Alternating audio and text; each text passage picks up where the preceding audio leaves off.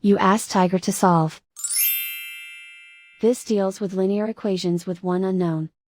The final result is x equals 2.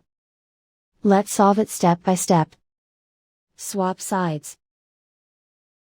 Group all constants on the right side of the equation. Add 18 to both sides. Simplify the arithmetic.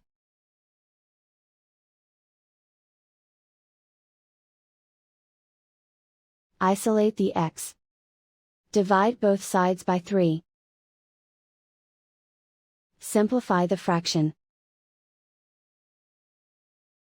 Find the greatest common factor of the numerator and denominator. Factor out and cancel the greatest common factor. And so the final result is x equals 2.